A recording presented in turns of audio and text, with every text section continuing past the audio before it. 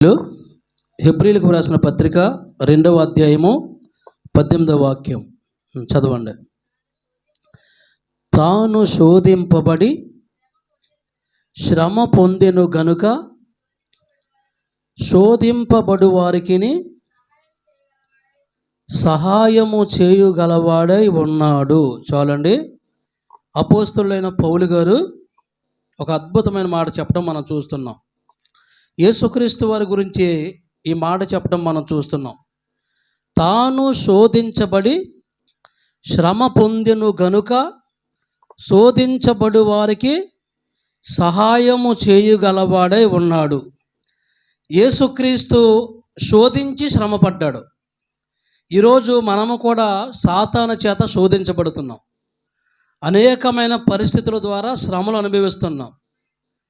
మనం సాతాను ద్వారా శోధించబడినప్పటికీ, అనేకమైన పరిస్థితుల ద్వారా శ్రమలు అనుభవిస్తున్నప్పటికీ మనం భయపడవలసిన పనే లేదు. ఎందుకంటే బైబిల్ అంటుందే, యేసుక్రీస్తు వారు శోధించి శ్రమ పొందెను గనుక శోధించబడి వారికి సహాయము చేయగలవాడై ఉన్నాడు.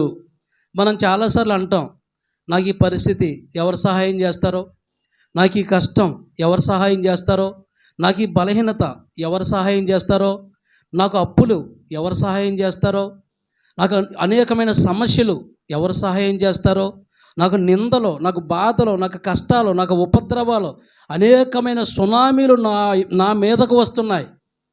ఒక ప్రక్క భర్త యొద్ద నుంచి, ఒక ప్రక్క భార్య యొద్ద నుండి, ఒక పక్క కుటుంబ సభ్యుల యొద్ద నుండి, ఒక ప్రక్క సమాజం నుండి, ఒక పక్క ఆత్మీయుల నుండే ఎన్నో సమస్యలు, ఎన్నో బాధలు, ఎన్నో నిందలు, ఎన్నో ఇబ్బందులు, ఎన్నో ఒడుగుతుడుకులు, ఎన్నో సునామీలు నాకు వస్తున్నాయి. నేను బ్రతకలేను, నేను చచ్చిపోతానంటారు చాలామంది.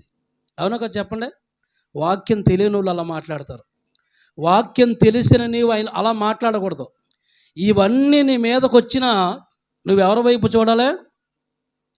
శోధించబడి శ్రమ పొందెను అని యేసుక్రీస్తు గురించి రాయబడి ఉంది. ఆయన శ్రమ పొంది శోధించబడి శ్రమ పొందే వారికి సహాయము చేయగలవాడై ఉన్నాడు. స్తోత్రం చెప్పండి ఒకసారి. ఇంకా దేనికి భయపడాలి మనం? ఇంకా మనం దేవునికి భయపడాలి. రోమా 8:31 అంటాడు, క్రీస్తు మన పక్షమును ఉండగా, దేవుడు మన పక్షమును ఉండగా మనకు విరోధి ఎవడు? నేర్చుకున్నాను బైబిల్ బాగా చదివి. ఇవన్నీ నా జీవితంలో జరిగినప్పుడు నేను మనుషుల సహాయం కోరలేదు, లేకపోతే నా ఇంట్లో వాళ్ళ సహాయం, ఎవరి సహాయం నేను కోరలేదు. కానీ నేను యేసు వైపు చూశాను. సాతాను నన్ను శోధించినప్పుడు శోధనలో పడలేదు, కానీ నేను యేసు వైపు చూశాను. సాతాను శోధన నుంచి దేవుడు నాకు సహాయం చేశాడు. సాతాన్ని ఎలా ఎదిరించాలి, సాతానికి దొరకకుండా, సాతాను చేస్తే ఉచ్చులో పడకుండా, సాతానికి దొరకకుండా సాతాన్ని ఎలా ఎదిరించాలో నా యేసయ్య నాకు నేర్పాడు. అనేకమైన బలహీనతలు వచ్చినప్పుడు, అనేకమైన వ్యాధులు వచ్చినప్పుడు, అనేకమైన సమస్యలు వచ్చినప్పుడు నేను ఎవరి వైపు చూడలేదు, కానీ నా కొరకు శ్రమపడి, నా కొరకు రక్తము కార్చి శ్రమపడుతున్న నాకు సహాయము చేయడానికే ఆయన చేతులు చాపుతున్న యేసు వైపు చూశాను. దేవుని స్తోత్రం చెప్పండి. అందుకనే నా జీవితం చక్కగానే ఉంది. దేవుని దయ వల్ల ఎన్నో సమస్యల్లోంచి, ఎన్నో ఇబ్బందుల నుంచి వచ్చాను. నా గురించి నేను చెప్పుకోవడం అంతమంది నాకు ఇష్టం ఉండదు, కానీ సందర్భం వచ్చింది కాబట్టి చెప్తున్నాను. ఏ విషయానికి మీరు భయపడకూడదు. తగ్గని రోగమా, కుదరని తెగిలా భయపడకో. వైద్యులు ఇది సాధ్యం కాదంటున్నారా? భయపడకో. పరమ వైద్యుని చూడు. ఆయనకు తగ్గని రోగం అంటూ, ఆయనకు కుదరని తెగులంటూ, ఆయనకు అసాధ్యమైనది ఏదీ లేదు భూమి మీద. ఆయన నానా విధములైన రోగముల చేత బాధించబడు వారిని స్వస్థపరిచాడు. ఆయనకు తగ్గని రోగం అంటూ, ఆయనకు కుదరని తెగులంటూ ఈ భూమి మీద ఏదీ లేదు. ఈ లోకంలో చాలామంది వైద్యులు చేయలేక చేతులు ఎత్తేస్తారు. ఆ దేవుడే స్వస్థపరచాలంటారు. అందుకనే వైద్యులకి వైద్యుడు పరమ వైద్యుడు. అసలు భయపడకు. దేని గురించి భయపడకో. ఎంత సునామీ వచ్చినా భయపడకో. యేసు వైపు చూడు. ఎందుకంటే నీకంటే ఎక్కువ శ్రమలు అనుభవించాడైనా, నీకంటే ఎక్కువ బాధలు అనుభవించాడైనా, నీకంటే ఎక్కువ నిందలు అనుభవించాడైనా, నీకంటే ఎక్కువగా బాధలు పడ్డాడైనా. ఆయన పడిన బాధలు, శ్రమలు, కష్టాలు ప్రపంచంలో మనిషిగా ఉన్న ఏ ఒక్కరూ పడలేదు. మీకు తెలిసే విషయం, ప్రపంచంలో యేసుక్రీస్తు పొందిన గాయాలు, యేసుక్రీస్తు పొందిన శ్రమలు, యేసుక్రీస్తు యొక్క జీవితాన్ని మనం పరిశీలిస్తే అంత దారుణమైన భయంకరమైన శ్రమలు భూమి మీద శరీరాన్ని ధరించుకున్న ఏ ఒక్కరికి అన్ని శ్రమలు లేవు. అన్ని శ్రమలు పడిపోయాడా దేవుడు? కృంగిపోయాడా? భయపడలేదు. శ్రమలకే తనను తాను అప్పగించుకున్నాడు. బైబిల్లో రాయబడి ఉంటుంది. ఎందుకు ఆయన శ్రమ పడ్డాడంటే మన అతిక్రమాల నిమిత్తమని బైబిల్లో ఉంది. యెషయా 53:5 ఉంటుంది, మన అతిక్రమ క్రియలను బట్టి అతడు గాయపరచబడ్డాడు, మన దోషములను బట్టి అతడు నలగొట్టబడ్డాడు. నలిపేశారు దేవుణ్ణి భయంకరంగా. సువార్తలు 4 సువార్తలు మనం చదివితే ఎంత క్రూరంగా యేసయ్యని హింసించారో. రోమా సైనికులు, రోమా సామ్రాజ్యం కలిపి ప్రపంచంలో ఏ మానవుడు అన్ని శ్రమలు పడలేనట్లుగా మనకు బైబిల్ చెప్తుంది, చరిత్ర కూడా చెప్తుంది. మన అతిక్రమ క్రియలను బట్టి అతడు గాయపరచబడ్డాడు, మన దోషములు బట్టి అతడు నలగొట్టబడ్డాడు. మన గురించి కొట్టించుకున్నాడు, మన గురించి చెంపదెబ్బలు తిన్నాడు, మన గురించి తన్నించుకున్నాడు. యెషయా గ్రంథంలో ఉంటుంది 50:6 కొట్టువారికి తన వీపును అప్పగించాడని, పెరిగివేయ వారికి తన చెంపలు అప్పగించాడని, ఉమ్ము పోయి వారికి అవమానపరచు వారికి తన ముఖమును దాచుకోలేదని ఉందండి. దేవుని స్తోత్రం చెప్పండి. గుండెలంట నా కళ్ళంట నీళ్ళు వచ్చినాయి ఆ మాట చదవగానే. కొట్టువారికి తన వైపు అప్పగించాడు, నీ కొరకే, రక్షణ కొరకు. పెరికి వేయి వారికి తన చెంపలు అప్పగించేశాడంట. ఇంకా అద్భుతమైన మాట ఏంటంటే, ఉమ్మి వేయి వారికి అవమానపరచు వారికి తన ముఖమును దాచుకోలేదు అని రాయబడి ఉంది. అనేక మంది యేసు మీద ఉమ్ములు ఊసారు, కానీ ఆయన ఉమ్ము వేయి వారికి అవమానపరచు వారికి తన ముఖమును దాచుకోలేదు. ఎంతమంది ఉమ్ములూసినా ముఖాన్ని అలాగే పెట్టాడు తప్ప చిరాకు పడలేదు, అటు ఇటు తిప్పుకోలేదు. ఎందుకంటే మన కొరకు ఆయన సుందరుడు, రూపవంతుడు, 10,000 మందిలో గుర్తింపదగినవాడు, నా ప్రియుడు, ధవలవర్ణుడు, రత్నవర్ణుడు, అతికాంక్షణీయుడు, 10,000 మందిలో గుర్తింపదగినవాడని పరమగీతాలో రాయబడి ఉంది. అయితే యెషయా గ్రంథం కూడా మనం చదివినప్పుడు యెషయా గ్రంథంలో రాయబడి ఉంది 53:2-3 చదివితే, ఆయన స్వరూపమైనను సొగసైనను లేనివాడుగా ఉండెను, మనుషులు చూడనొల్లని వాడాయను. గుండెలు పగిలిపోతాయి అలాంటి మాటలు చదివిన మన బైబిల్ ధ్యానించినప్పుడు.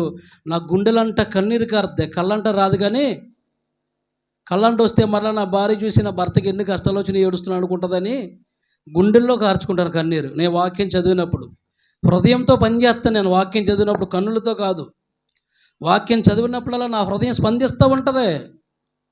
ఆయనలో స్వరూపము లేదు, సొగసైనను లేదు, మనుషులు చూడనొల్లని వాడాయను అని బైబిల్లో రాయబడింది. అంటే అంత వికృతంగా అసలు యేసుక్రీస్తు పోలికలు రూపము లేకుండా చేశారండి రోమ సైనికులు.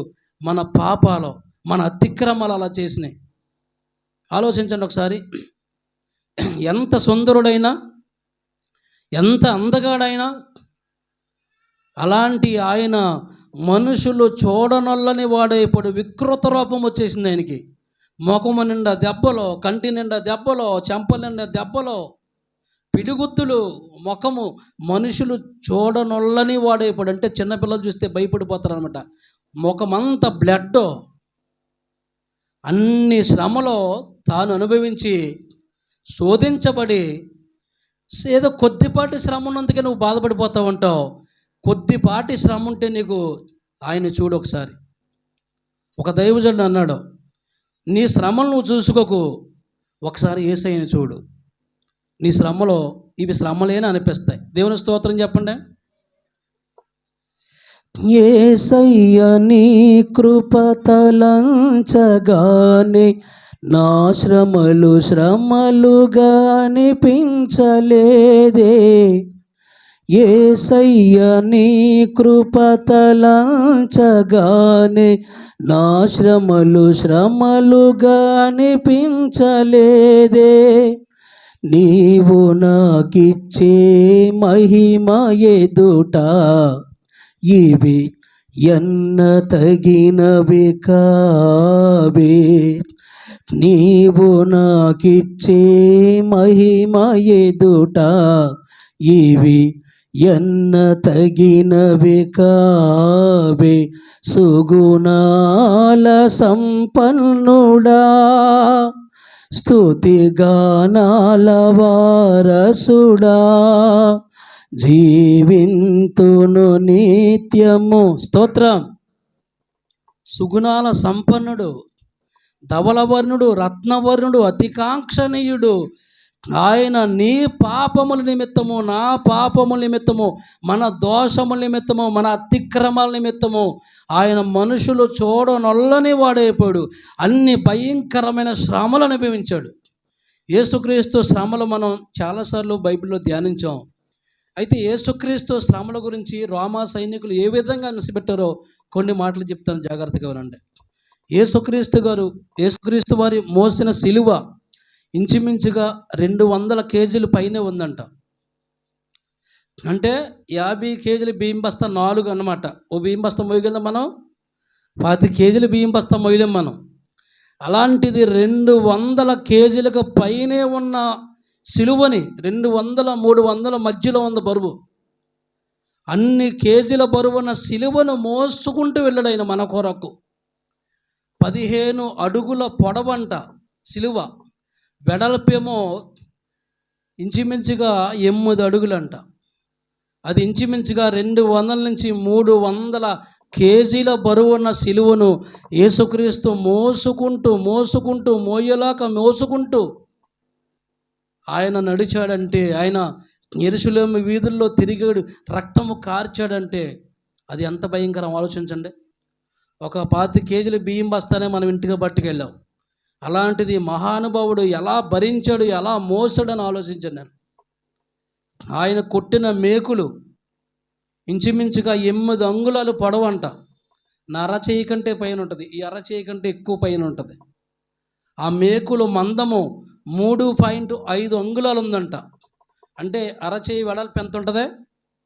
ఇంత పొడుగు మేకులు, ఇంత లావైన మేకులు యేసు యొక్క సున్నితమైన చేతుల్లో కాళ్ళలో కొట్టారంటే అసలు ఎంత భయంకరం. చిన్న ముళ్ళు దిగితే బిలబిలలాడిపోతాం మనం.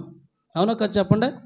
చేతిలో అయినా కాళ్ళు అయినా చిన్న ముళ్ళు, ఓ చేతిలో చిన్న ముళ్ళు దిగితే ఆ బిలబిలలాడిపోతాం. అలాంటిది అంత పొడుగైన, అంత వెడలపైన భయంకరమైన మేకులు యేసయ్య చేతుల్లో ఆయన కొట్టారంటే, కాళ్ళలో కొట్టారంటే అసలు ఎంత భయంకరం ఆలోచించండి. చేతిలో మనం మేకు కొడితే ఎలా ఉంటుంది? చిన్న మేకు ఆలోచించండి. వాసం మేకులు కంటే పొడుగు, వాసం మేకులు కంటే లావయ్యి అలాంటి మేకులు యేసయ్య కొట్టారు. భయంకరంగా ముళ్ళ కిరీటం పెట్టారు. కొన్ని 100,000 గాయాలైపోయినాయి తలలో,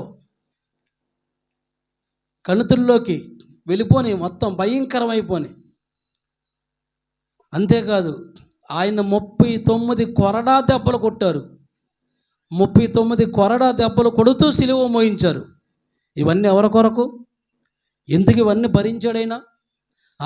మహాకాశములు పట్టజాలని దేవాతి దేవుడు, రాజాదిరాజు, ప్రభువులకు ప్రభు, నిత్యము వేవేల దూతల చేత కొనియాడబడుచున్న దేవుడు మహిమ సింహాసనం మీద కూర్చుంటే దూతలు ఈయన పరిశుద్ధుడు పరిశుద్ధుడు పరిశుద్ధుడు అని రాత్రింబవళ్ళు కొనియాడుచున్న మహానుభావుడు, మహానీయుడు, అలాంటి సర్వాధికారి, సర్వలోక చక్రవర్తి దీనుడుగా, రిక్తుడుగా తనను తాను తగ్గించుకొని సిలువ మరణము వరకు విధేయత చూపి తనను తాను తగ్గించుకుని తనను తాను సిలువకు అప్పగించుకున్నాడంటే అసలు నీ బ్రతికి ఏం మారింది? నీ జీవితం ఏం మారింది? యేసయ్య గురించి ఎన్నో మాటలు అంటున్నావు, అసలు హృదయం కరుగుతలేదా? నీ బండలాంటి హృదయం బద్దలవుతలేదా? అసలు మనిషివేనా? ఆలోచించండి. మనిషి హృదయం బద్దలవుతలేదంటే మనిషి కాదని లెక్క. అర్థమైందా? ఇన్ని విషయాలు విన్నా ప్రతిసారి అసలు నీ హృదయానికి ఏమాత్రం స్పందన లేదంటే ఆలోచించు ఒకసారి. పాట ఏం పాడతావు? యేసయ్యా నా హృదయ స్పందన నీవే కదా. చాలా సింపుల్గా పాడేతో పాట. హృదయ స్పందన దేవుడా, నీ హృదయానికి, నీ కొరకు, నీ పాపముల కొరకు ఇన్ని శ్రమలు, ఇన్ని బాధలు, ఇన్ని కష్టాలు అనుభవించిన యేసు గురించి వింటుంటే నీ మనసు కరుగుతలేదా? నీ అంతరంగంలోంచి కన్నీరు రావట్లేదా? అసలు నీ హృదయం బండబారిపోయిందా? నీ హృదయం మొద్దుబారిపోయిందా? ఈ చెవితో విని ఈ చెవితో విడిచిపెడుతున్నావంటే, కఠినమైన హృదయంతో నువ్వు జీవిస్తే నువ్వు చచ్చిపోతే ఎక్కడికి వెళ్తావు? ఆలోచించు. ఈ రక్తపు కారిన చేతులతో ఆయన సిలువలో ఉండి, ఈ రక్తము కార్చిన చేతులతో మత్తయి 11:28 అంటాడు, ప్రయాసపడి భారము మోసుకొనుచున్న సమస్త జనులారా నా యొద్దకు రండి, నేను మీకు విశ్రాంతినిస్తాను.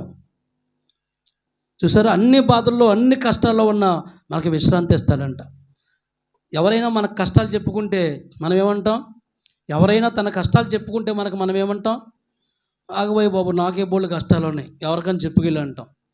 కానీ యేసు ప్రభుకి అన్ని కష్టాలు ఉన్నా, ఈ తలలో అనేక వందల వేల గాయాలు ఉన్నా ఆయన ఏమంటున్నా అంటే, మీకు శ్రమలో నేను తోడుగా ఉంటాను, మీకు శ్రమలో నేను సహాయం చేస్తాను. యాకోబు, భయపడకో, దిగులు పడకో, జడియకు, నీకు సహాయము చేయువాడను నేనే, నీతి అని నా దక్షిణ హస్తంతో నిన్ను ఆదుకుంటాను. ఎందుకు భయపడుతున్నావు? ఎందుకు ఏడుస్తున్నావు? ఎందుకు జడిసిపోతున్నావు? ఏ ప్రమాదం నీకు వచ్చింది? ఏ ప్రమాదమైనా భయపడకో, దిగులు పడకో, జడియకు, నీకు సహాయము చేయువాడు నేనే. నీకంటే ఎక్కువ శ్రమలు అనుభవించాను, నీకంటే ఎక్కువ నిందలు అనుభవించాను, నీకు సహాయం చేస్తాను, ఎందుకు భయపడుతున్నావు అని దేవుడు మాట్లాడుతున్నాడు. అన్ని భయంకరమైన గాయాలు, 39 కొరడా దెబ్బలు. ఇంచుమించుగా యేసుక్రీస్తు వారు గాయాలు లెక్క పెడితే బైబిల్ పండితులు 5480 గాయాలు ఉన్నాయంట. ఒక తలను విడిచిపెట్టి ఈ శరీర భాగాలన్నిటినీ 5480 గాయాలంట. అందులో భయంకరమైన బలమైన గాయాలు ఏంటంటే 150 గాయాలంట. ఒక చిన్న సెగ్గడ్డేస్తేనే ఒళ్ళంతా పులపురం, పనిచేయం, అన్నం వండం, కూర వండం, అంటులు దాము, ఏం చేస్తాం? మంచమే కూర్చుంటాం ట్యాబ్లెట్ తెచ్చేదాకా. ఒక చిన్నదానికే యేసుక్రీస్తు వారికి 5480 గాయాలైనాయి అంట. భయంకరమైన బలమైన గాయాలు 150 గాయాలు ఉన్నాయంట. తలలో కొన్ని వందల వేల గాయాలైపోయినాయి. ఎందుకంటే ముళ్ళు అల్లి ఆ కిరీటం కింద గుచ్చేస్తే తలలోకి వెళ్ళిపోయినాయి, కణితుల్లోకి వెళ్ళిపోయినాయి. ఎన్ని గాయాలు అవుతాయి ఆలోచించండి ఒకసారి. ఎంత భయంకరమైన బాధ, ఎంత భయంకరమైన శ్రమ మన కొరకు అనుభవించి, మన బాధల్లో, మన కష్టాల్లో మనకు సహాయం చేయడానికే ఆయన మార్గదర్శకుడిగా ఉంటే మనం ఎందుకు భయపడతాం? ఇప్పుడు యేసుక్రీస్తు శ్రమలు పడనోడు అనుకో, శ్రమలు ఏంటో తెలియనోడు అనుకో, నీ శ్రమల్లో ఎలా విడిపించాలో ఆయనకు అర్థం కాదు. కానీ ఆయన శ్రమలు అనుభవించాడు. నీ శ్రమల్లో ఎలా విడిపించాలో ఆయనకు తెలుసు. యేసుక్రీస్తుకి శోధనలు ఏమీ లేవనుకో, నీ శోధనలు ఆయన తప్పించలేడు, కానీ ఆయన శోధనలు అనుభవించాడు. కాబట్టి నీ ప్రతి శోధన నుంచి తప్పించగల శక్తిమంతుడు, సమర్థుడు. అందుకునే తాను శోధించబడి శ్రమ పొందెను గనుక శోధించబడి వారికి సహాయము చేయగలవాడై ఉన్నాడు. నా మట్టుకైతే ఎన్నో సహాయాలు దేవుడు నాకు చేశాడు. ఇన్ని భయంకరమైన సమస్యల మధ్య దేవుడు మన కొరకు అన్ని సమస్యలు అనుభవిస్తే దేవుని కొరకు ఏం చేస్తుందని చెప్పండి. ఇంచుమించుగా శరీరంలో 6 లీటర్ల రక్తం ఉంటుంది ప్రతి ఒక్కరి శరీరంలో. బలమైన వ్యక్తులు అయితే 7 లీటర్లు ఉంటుంది, దేహదారుఢ్యం బాగా ఉండి ఎత్తుగా ఉంటే. యేసుక్రీస్తు వారు ఇంచుమించుగా 6-7 లీటర్ల రక్తాన్ని మన కొరకు ధారపోసినట్లుగా ఇంచుమించుగా 28,850 రక్తపు బొట్టులు ఆ మార్గము గుండా అలా పడిపోయినట్లుగా, ఆనవాళ్ళు ఉన్నట్లుగా బైబిల్ పండితులు చెప్పారు. అర్థమైందని మీకు? ఒక రక్తపు బొట్టు వస్తే కొళ్ళు తిరిగి కిందడిపోతాం మనం. చిన్నగా షుగర్ టెస్ట్ చేస్తానంటే అలా పొడిస్తే ఇలాగ మనకు కొళ్ళు ఎక్కడికో పెట్టేస్తాం, అక్కడికో వెళ్ళిపోతాం. చిన్న డ్రాప్ పెడతాడు అంతేడు, రక్తం వస్తే కొళ్ళు తిరిగి కిందడిపోతాం మనం. అలాంటిది 28,000 ఇంచుమించుగా 28,000 పైనే రక్తపు బొట్టులు కార్చుకుంటూ ఆ భయంకరమైన 200-300లకు మధ్యలో ఉన్న బరువైన సిలువను మోసుకుంటూ ఒక పక్కన మోస్తుంటే, ఒక పక్క రక్తం కారుతుంటే, ఒక పక్క కొరడాలతో కొడుతుంటే, ఒక పక్క ముళ్ళ కిరీటం పెడితే అసలు ఎంత భయంకరంగా ఉంటుంది. అందుకనే యేసుక్రీస్తు వారు సిలువ మోస్తూ 14 సార్లు తూలిపోనట్లుగా చెప్తారు బైబిల్ పండితులు. పడిపోలేదు. పడిపోయే సందర్భంలో మరలా పట్టుకుని, మరలా సహించుకుని, మరలా సిలువనెత్తుకుని నడిచినట్లుగా 14 సార్లు తూలినట్లు. అందుకనే సైతానికి విజయం ఇవ్వకూడదని, మనకి విజయం ఇవ్వాలని మరణాన్ని మరణముతో జయించి, మరణమా నీ ముళ్ళెక్కడ, మరణమా నీ విజయం ఎక్కడ అని మరణానికే ఒక హెచ్చరికలు జారీ చేసిన మృత్యుంజయుడని దేవుడు మనం ఆరాధిస్తున్న యేసు